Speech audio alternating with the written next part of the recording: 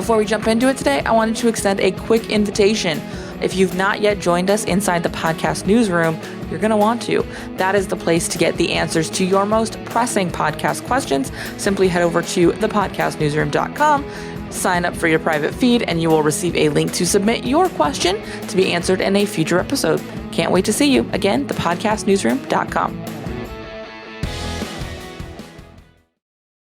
If you've ever sat down and recorded a podcast and then reflected on that podcast or listened back to it and were like, oh my gosh, I gave away so much information. Did I give away too much information? Or maybe you got a objection on a sales call that was, hey, I'm going to implement what I learned on your podcast first, and then I'll come join this program or book that coaching call, and thought, my podcast is not getting me sales. It's distracting because people think they can just do what they learn on the podcast. I'm giving away too much. I know the feeling. I hear this a lot. I want to give you 3 things to consider if you're worried that you're going to be giving away or that you have been giving away too much free content and it's preventing you from getting sales. Let's dig into it. Welcome to the More Profitable Podcast with Stacey Harris. I'm Stacey, and this is the spot to learn more about the strategies, tactics, and tools you need to build your more profitable podcast. My team and I work every day with podcasters like you to shift shows from frustrating time sucks to productive members of your sales team, because your show should be built to generate and convert leads. So let's get into it. This may be one of the most common concerns when it comes to content of all kinds. Honestly, I have felt this in blogging. I have felt this in doing videos. I have felt this in social media content. I've even felt this. I mean, I think sometimes we feel this even in delivery, right? Like somebody joins maybe sort of a low level, sort of entry level, low ticket offer. And you're like, did I put too much content in there? Did I give away too much for that price point so they won't evolve into my higher tier offers where I'm offering more hands-on support, where I can be more in partnership with them or whatever that feeling is. I think this is just sort of the nature of being in an expert space, right? And it's sort of the nature of being somebody who is building a business based off your expertise. And the fact is, I mean, if we're going to sort of, here's the deal if we're going to get down to like just the frank and honest version of this conversation, which obviously we are, it's kind of BS. If we're giving away so much that somebody feels that they can action just what they're learning on the podcast and will never need to work with us, it falls into one of 2 categories. They were somebody who was never going to need to work with us because they're somebody who can action off of what they learn online. And if they weren't learning it from us, they'd be learning it from someone else and maybe learning it incorrectly elsewhere. Or 2, we're doing a really good job of establishing our expertise. We are not doing a very good job of educating into the sale. We're not doing a very good job of educating them on how we support them. We're just trying to convince the listener that we're smart. We're just trying to get whoever's consuming it on board with the fact that we are an expert. And when we sit in that sort of proving, this is where we get here.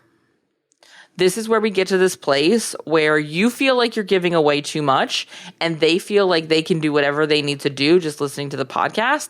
And here's the realness of this. Both of you are wrong. You're not giving away too much. You're giving away the wrong stuff. And they're never going to see the results they could see working with you, DIYing based on what they're learning on the podcast.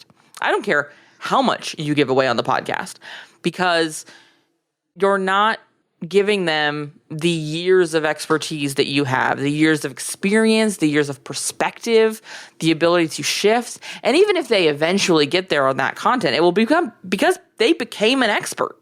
It will be because they learned so much in doing it themselves that they built themselves that expertise. You may have helped that along, but the bulk of what they're going to be learning is actually in the doing of it. You just sort of got the ball rolling. And again, in some cases, that's all somebody needs. And if there's somebody who listens to the show, and I know for a fact there are, and maybe you're somebody in this position who's been listening to the show and you're like, I can action that, then action it. I want you to go and do with it. But for the large majority of people who listen to the show, they're not in that spot. And maybe that's where you are, where you're looking to get a feel for what the perspective of my expertise is, the how we do this, so that you know what you're stepping into. And that's true for your clients too. They want to know what your approach is. They want to know what your perspective is.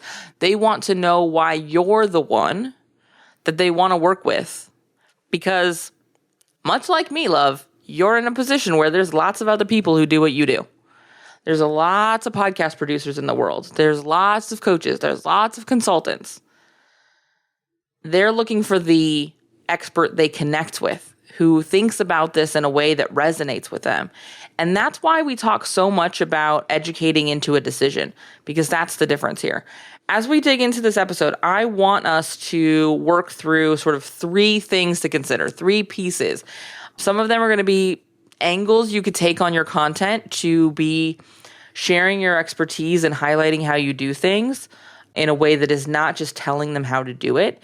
And some of it's going to be being really clear on our own motivation, why we're sharing what we've been sharing at the level we've been sharing. Again, talking to sort of that prover energy versus that educator energy. And so we're going to talk about both of those things. Before we do that, I want to remind you, the podcast newsroom has shifted to this new format. I'm loving it. And from what I hear, people are also loving it. It's been really fun. I've been getting some really good feedback, and I hope you are one of the people who is loving it. In case you aren't yet loving it and you haven't signed up, I want to encourage you to do that. It's completely free. You just head on over to podcastnewsroom.com and reserve your spot, get your feed. You'll get an email with your very special, very own private feed. You'll add it to the podcast player of your choice, and then you can listen to what we've done so far. In the email you'll get from me after you sign up, there'll be a link to submit your questions. This whole show, this whole format really survives based only on you sending me really great questions, or even really terrible questions, honestly, sending me questions. So head on over to podcastnewsroom.com, sign up, and if you haven't yet, make sure you submit a question. Make sure you ask what you want to know. In fact, when you're listening to this show, it's a really great place to put any follow-up questions you have on the stuff you hear here. That's going to be interesting. It's a great resource for you to be able to take the conversations we have on this podcast a step further when and if you need to. So submit your questions over there, and I cannot wait to answer them on that private podcast over on the podcast newsroom. Cool? All right, let's get into this. Let's first talk about sort of a content theme that we can be using, a content type that we can be using that allows us to highlight what we do, how we do it, while providing social proof so that we stay in educating them about the experience and out of educating them on the how-to. So first and foremost, a case study. Using case studies as a trust builder can help us get out of some of that feeling of, I've got to prove how smart I am. Because now we're still sort of proving, because it's literally called social proof, right? We're, to a certain extent, we are proving here. But instead of just saying, I know so much, see, I'll list it out for you, you're walking the listener through an experience. You know, if you have listened to, I think a great example of this, we've done several case studies on the show, but I think a really great example of it that we've done recently, and I'll include a link in the show notes, is a case study we did with a client, Nicole Achi. And Nicole is such a great example because Nicole is somebody who's worked with me in a lot of ways. Nicole started in our Profitable Podcaster Mastermind. She's done intensives with me, and now she's a full-on production client with our team at Uncommonly More. And so we were able to talk a lot about why she worked with me in those different ways. We really educate the listener of those episodes on choosing sort of their entry ramp and highlighting how starting one place might have you end up another. It's a really solid conversation, and it's a really good trust builder. I can tell you that because I've had, since it came out a few months ago, people reference it on sales calls. We've had production clients who are like, I want this because I heard the conversation you had with Nicole. And it gave them an idea of what their lift would be. It gave them an idea of what their expectations could be for not just me and our team, but for themselves. How were they going to need to show up? And that helped them identify which container was going to be best for them. And so when you use these case studies to shift out of proving how smart you are and instead into educating the listener on what working with you looks like, what working with you is what's required of them, that's super powerful. This, from my perspective, should be at the backbone of any launch content you have, especially if you are somebody who has a group program. We work with a lot of coaches, and maybe you've got an instance like this too, where they're enrolling people into a program once or twice a year. They've got a mastermind or a membership or a consulting package where people are signing up for 6 or 12 months. And so we know we've got a pretty solid calendar of where we need to be pulling the lever of XYZ case study because they've got that sales cycle coming up. And so we know there are certain times of year where we're absolutely running case studies almost primarily, because it is such a powerful sales asset. And I would argue that if you could run one solid case study, you replace 4 episodes of you saying, here's what you need to know about XYZ. Here's how we make this decision. Here's what building this looks like. Here's how to create all of those how-to episodes become wildly less effective and less important, maybe is a better word, when you can say, here's what we did with this person, here's what they felt like in the process, here's where they were before, here's where they were after, and really highlight what happened in the container. There's real powerful motivation there for that listener to take the next step. In that same vein, I want to shift into a sort of a mindset check-in that I want you to do, which is, are you educating to prove how smart you are, or are you educating to empower the listener? When I record these episodes for you, I'm not looking for you to walk away saying, man, that Stacey really knows her stuff. That's not the goal here, is for you to realize I'm a genius. I am a genius, and we both know that, but that's not the purpose of the show. That's not the point. And if it is at any point feeling like the point for you is for them to know how smart you are, it's time for us to readdress your relationship with your podcast, because that's not going to serve anybody. Instead, I want to be building a show where I'm educating you into making a decision for yourself. I'm empowering you to take another step in your podcast. And again, I said this as we were leading into this episode, but sometimes that's going to mean I'm empowering you to do the thing, to go and take the step, to build the audio sales page, to invite those case study clients on, to do something, to plan the next 4 or 8 or 12 weeks of your show before you sit down to record everything. Sometimes it absolutely is me empowering you to do some of those things. And for some people, that may be enough. That may be all they need. That may be the linchpin or the flip of the switch that gets them moving forward, that gets them where they want to go. But for most people, it's not going to be that way.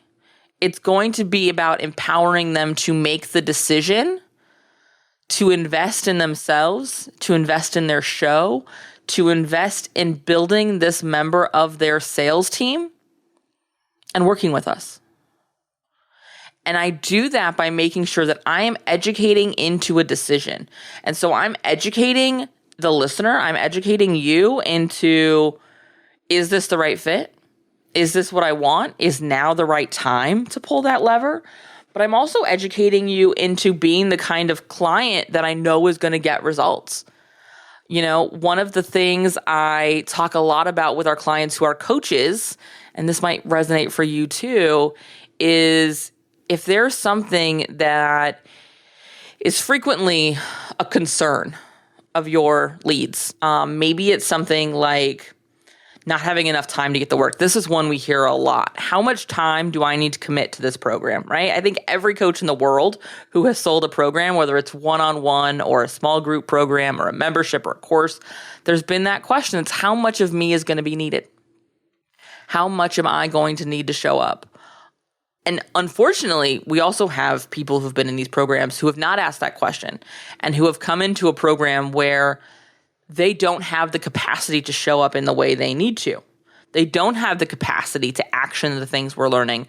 I think about this a lot inside of our Profitable Podcaster Mastermind. That container is built to do work in. I don't know how much capacity the people in that program have outside of our working hours. So I make sure that we've got 3 hours a month, split over 2 90-minute calls, to do the work, to get into the doing and not just sit in the, frankly, idea of it all. Like the mental hula hoops of fake work that are like, oh, I'm planning, so I'm working. No, we're doing stuff. We're outlining content so that when we get off this call, you can sit down and record. We are building out your content plan. So your next step is to record content, not go build your own strategy. We're building that in this container. Even in our quarterly production calls with clients, we're working on those now, and it's so funny because they become work sessions. It's, I need to do this thing for the podcast. I know you've been waiting for me. Let me do it right now. It's so frequently, oh, that's a great idea. Here's the other pieces that we could do around it. Here's what I would want to include in there. And it's us building out, again, a working title and a couple of bullet points so that they're ready to roll. They're ready to create. And I want to make sure that I'm educating my leads that that's the kind of container we have. That when we come together, we're going to be doing the work. And so I'm building that messaging into my content. I just did it. This episode, this section of this episode is an example of that. I just outlined what would be needed of somebody in 2 of my containers. This is what I mean by educating to empower. I'm empowering you to have all the information you need so that you can confidently make a decision and step into a container ready to go, knowing what's up, what's down, and where you're going to move forward. Educating your listeners is not about teaching them to do your job. It is about teaching them how to take advantage of you doing your job, how to leverage their investment with you. And that really leads us to our third piece, this third thing that I want you to consider, and that's the power of transparency. That's the shift that happens when you're uber transparent about your process. When you make what is needed from them obvious. You make your program, you make your services more accessible, not less valuable. Because now they're making this investment fully educated. And how many of us, by the way, have gone through a decision-making process, made an investment, gotten inside the program or the course or into the service, services being delivered time and gone, oh, this isn't what I thought it was going to be at all. And it's not because you were misled. It's because you were underinformed. It's because you didn't actually know what was going to be required of you, what was going to be happening on the other side of that investment. I'm guessing you knew some basics, you had some information, but we fill in the gaps when we're making a decision so that we can make ourselves comfortable in that commitment. We will fill in the gaps. It's one of the things I record all of my sales calls, and I always say this, and I verify this. I went into my Fathom, which is the tool I use. It's an AI note taker I use. I searched, and I say this in every sales call. I'm going to send just over to you completely documented via a proposal or an email or whatever, sort of depending on what the container is. I'm going to send this to you because I know if you're anything like me, you're going to get off this call and you're going to have to decipher between the things I said and the things you hoped I said were included. because I'm absolutely somebody who will fill in the gaps with what I hope they said. And that's how we get into these investments and we're like, wait. This isn't what I thought it was going to be. And it's because we have been underinformed and we closed those gaps ourselves. And I don't ever want you to be in a position where that's happening with your clients. I want them to know exactly what they're getting, mostly because I'm willing to bet what you're offering them is better and more impactful than what they're imagining is on the other side. Because as a people, I think universally, we decide things are going to be harder than they are. But also because that's how they're going to be able to best get a return on their investment with you. That's how they're best going to leverage your expertise in their business, is when they know exactly how they can be doing it.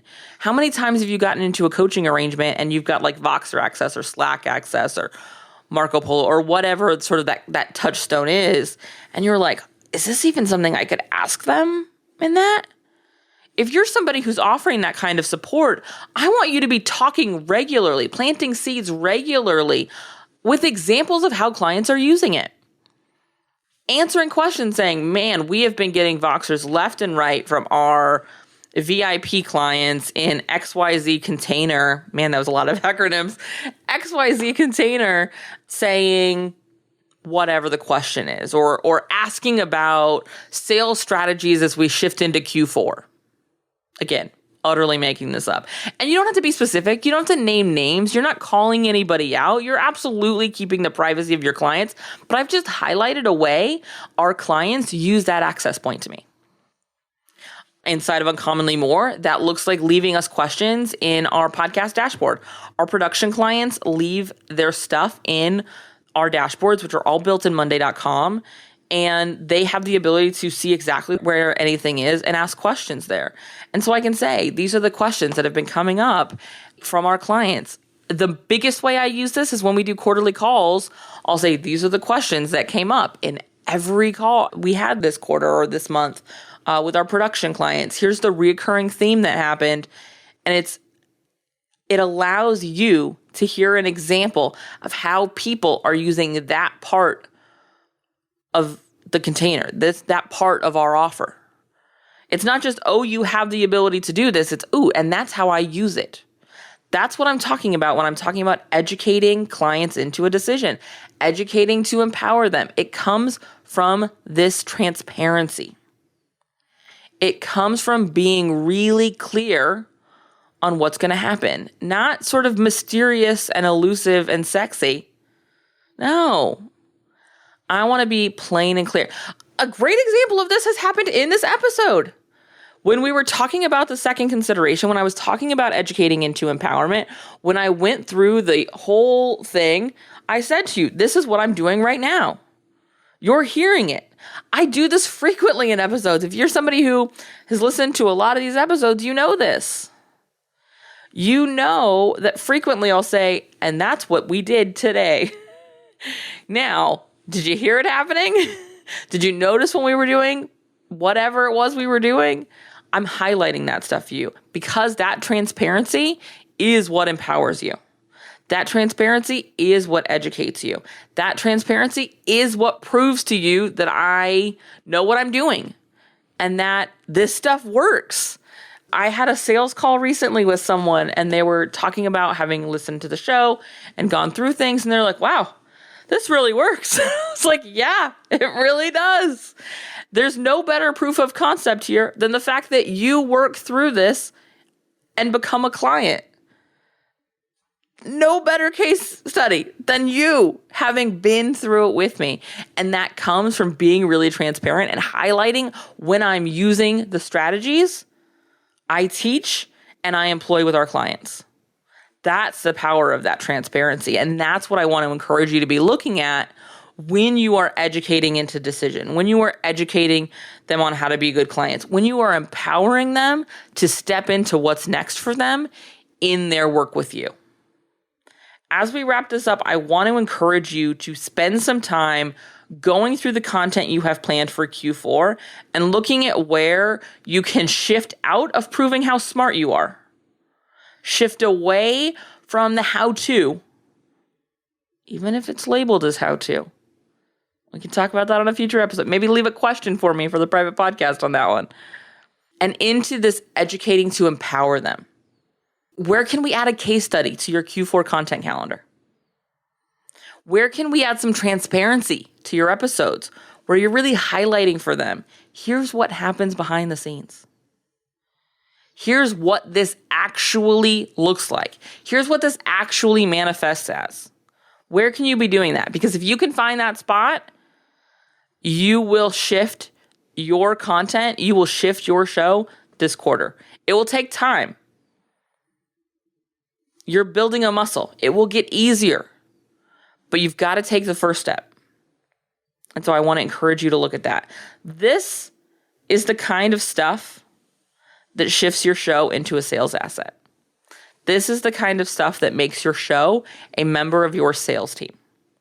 If you are building a show that is going to be productive in that role, if you're building a podcast that is going to be a sales asset and not just a content machine, I want to encourage you to spend some time looking at our podcast strategy intensive, because that's where I'll be sitting down with clients for the rest of this year. That's going to be the best way to get this strategy stuff figured out for the end of this year and moving into next year. Spots are filling up because our Q4 calendar gets a lot more crowded as we prep for the end of the year, as we shift into our own time off at the end of December, as we get ahead on our own content moving into next year. We get all of our clients' shows ready to go by the time we're done through the end of January. So there's a lot of production work happening. So I've got some limited spots, but I do have some spots in Q4 for these podcast strategy intensives. And I really encourage you to take some time today and look at if that's a fit for your calendar as we move through the rest of the year. The cool thing is you don't have to decide on your own. Head on over to uncommonlymore.com/intensive, book a 30-minute call with me, and we can discuss it together. We can figure out what the next best step for you is. If it's the intensive, I will let you know. If it's something else, I'll let you know that. If it's working with someone else, I will let you know that too. All right? Head on over to uncommonlymore.com/intensive and book a time to chat with me today. I'll talk to you soon. Bye. Thanks so much for listening to the show. Remember that content consumption does not make changes. So commit to doing something from today's episode. Maybe it's taking action on what we talked about. Maybe it's reaching out to me and learning more about podcast strategy intensives or what podcast production looks like with our team. All of that is over at uncommonlymore.com. And if you haven't yet signed up for the podcast newsroom, I want to remind you that is a great next step. If you're not really sure what comes next, hang out over there. Get those exclusive private episodes. That's over at podcastnewsroom.com. And the last favor I will ask, because social proof is endlessly important for sure, is to leave a rating or review for the show. If you go to ratethispodcast.com/more, that's the easiest way to do it. But I would love to hear what you thought of the show, what you think of the show, and if the show has been helpful for you. I can't wait to chat with you. So this is just the start of the conversation. Reach out so we can keep it going. Talk soon.